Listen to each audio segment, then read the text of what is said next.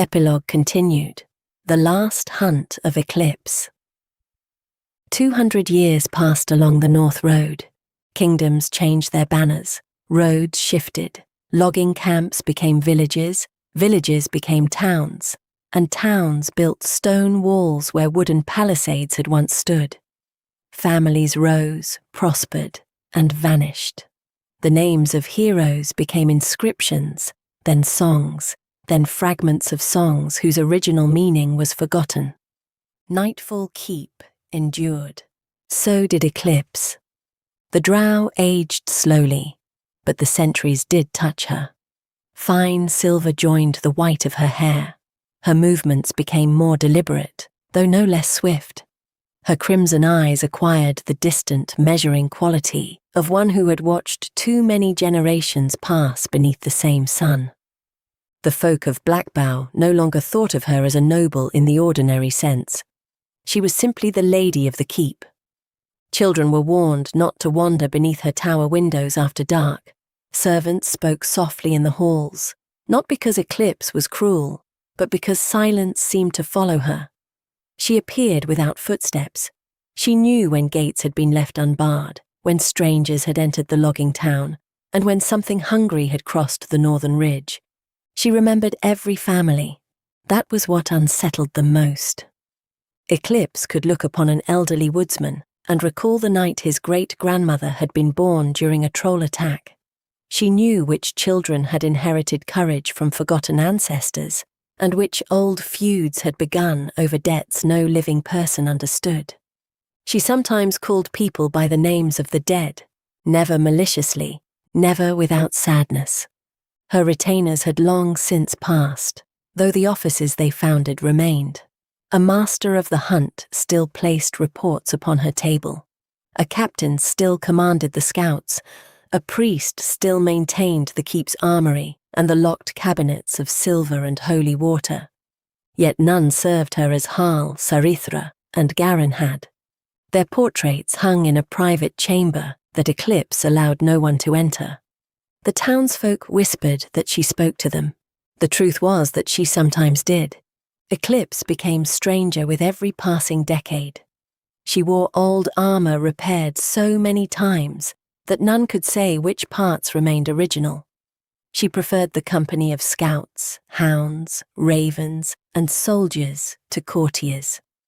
During festivals, she watched from the edge of the torchlight and departed before anyone could toast her name. Yet she never became evil.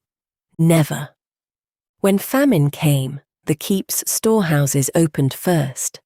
When raiders crossed the hills, Eclipse rode before the town militia had assembled. When plague struck the southern camps, she remained among the sick despite every warning. When frightened villagers accused an innocent tiefling family of bringing fiendish corruption into the region, Eclipse stood upon the steps of the town hall with the demon lash sheathed at her hip. "They are under my protection," she said. No one challenged her. The family lived in Blackbough for another 6 generations. Her protection was absolute, even when her presence became difficult to bear. People feared disappointing her more than they feared punishment. She did not shout. She did not threaten. She merely looked upon cowardice or cruelty with the weary contempt of someone who had seen far worse and expected better.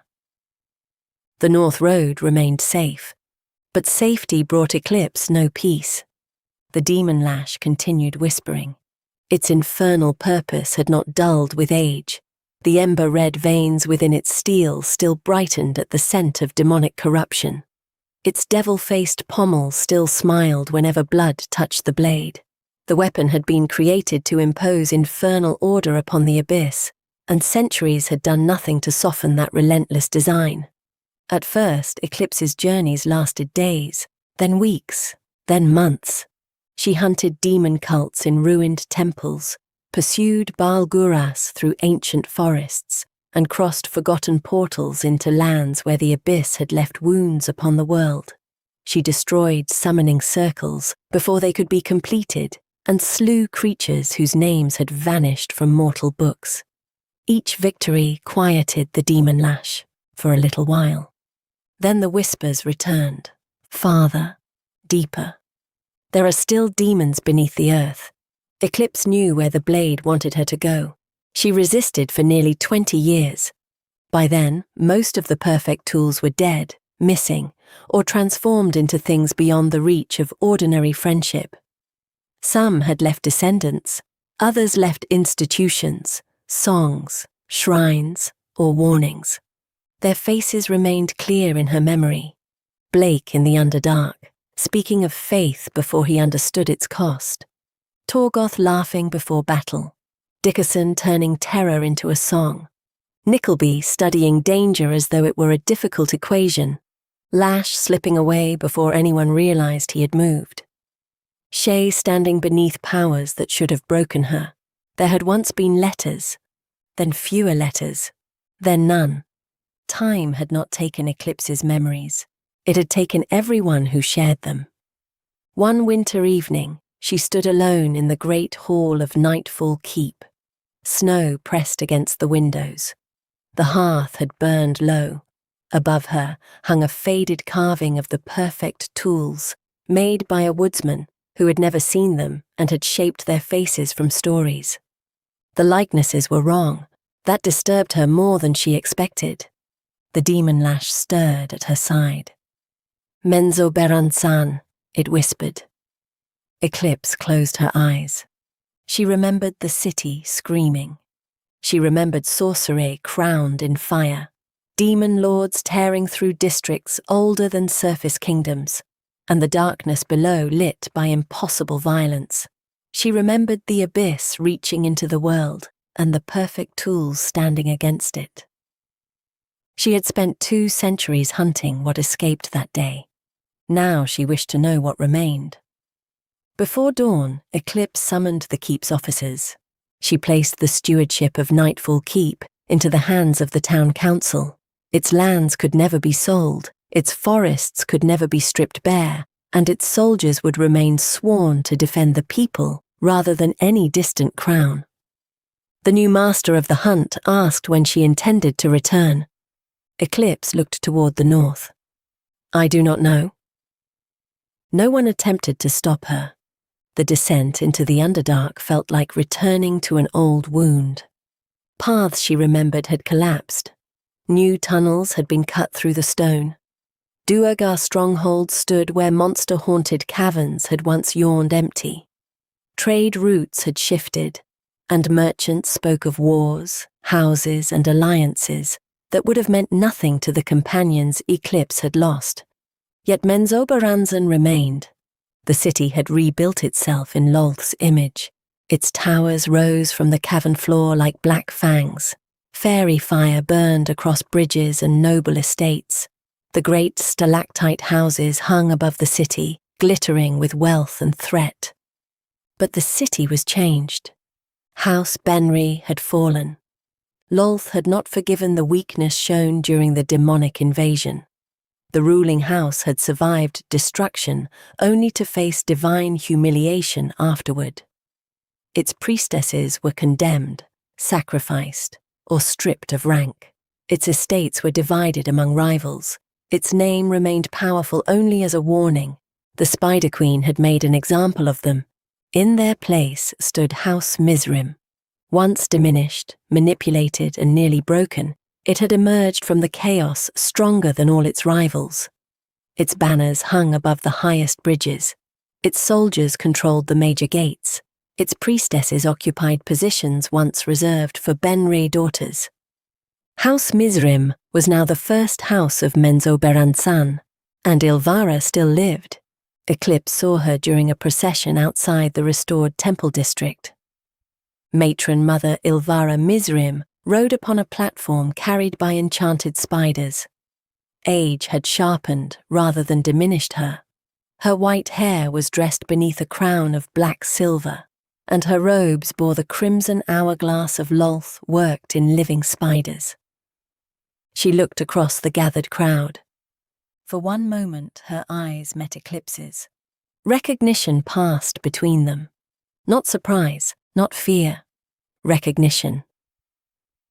Ilvara had survived the destruction of the city, survived Lolth's judgment, survived 2 centuries of drow treachery, and climbed until every rival stood beneath her. Eclipse rested one hand upon the demon lash. Ilvara smiled faintly. Then the procession continued. Neither moved against the other. Perhaps each understood that some enemies became too deeply woven into one's history to be killed casually. Perhaps they both knew that a reckoning could still come. Eclipse remained in Menzoberranzan for months. She walked through districts rebuilt atop mass graves. She stood beneath Sorcerer and looked upon the tower where the world had nearly ended. The stone had been repaired, but abyssal scars remained beneath the enchantments. The demon lash whispered constantly. There, below, something survived. Eclipse hunted through abandoned tunnels, ruined shrines, and sealed chambers beneath the city. She found demons hiding behind noble patrons and cults pretending loyalty to Lolth. Each time she drew the demon lash, its hellfire turned the Underdark red. Rumors spread. A white-haired shadow stalked the old tunnels. A demon hunter walked unseen through noble wards.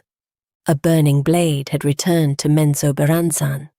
Some called her Eclipse, others called her the last tool. Then one evening she returned to a rented chamber and found a bottle of surface wine waiting upon the table. Beside it rested a black eye patch decorated with a tiny ruby. Eclipse did not draw her weapon. "You took your time," she said. Jarlaxle stepped from behind a curtain that had not been there a moment before. He looked almost unchanged. His clothing remained extravagant, his hat remained absurd, and his smile suggested that every secret in the city had personally introduced itself to him. "My dear Eclipse," he said, spreading his arms. 2 centuries pass, and that is your greeting? You knew I was here. I knew before Ilvara did. That is unlikely. Jarlaxle's smile widened. Yes, but it sounded good. They drank together. At first they spoke of Menzoberranzan, then of the surface, then of the dead. Jarlaxle remembered. Not all of it, and not as Eclipse did, but enough.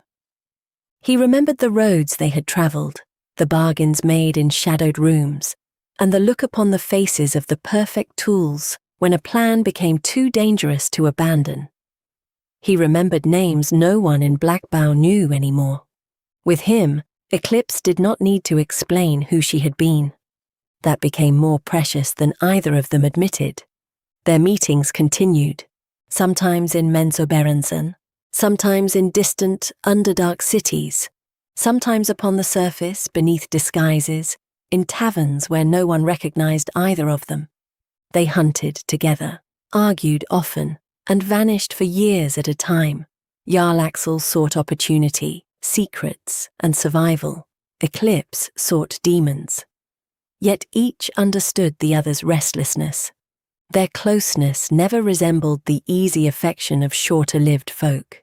It was built slowly, through shared danger, long absences, and the knowledge that both had outlived nearly everyone who had once known them. Jarlaxle made her laugh again. Rarely, but truly. In time, stories of Eclipse faded from the North Road. Nightfall Keep remained, though its ladies' chambers were sealed. Blackbough continued to honour its ancient protector, but each generation remembered less. The perfect tools became figures in old tapestries. Scholars disputed whether Eclipse had been one person or several drow hunters sharing the same name. Travellers occasionally claimed to see her. A white-haired drow watching from a cavern ledge. A ranger carrying a scimitar that burned without consuming. A silent woman beside a flamboyantly dressed mercenary whose smile could begin a war or prevent one. No account could be proven. The demon lash was never recovered. Neither was Eclipse's body. Eventually, her name passed from history into folklore, and from folklore into the uncertain silence reserved for heroes who wandered beyond the edge of the map. Yet, in hidden places, When demonic things were found cut apart by infernal flame, survivors still whispered of a hunter who had never stopped. Not corrupted, not conquered, not satisfied. Somewhere beneath the forgotten realms, Eclipse walked beside Jarlaxle into one more darkness, and then even the darkness closed behind them.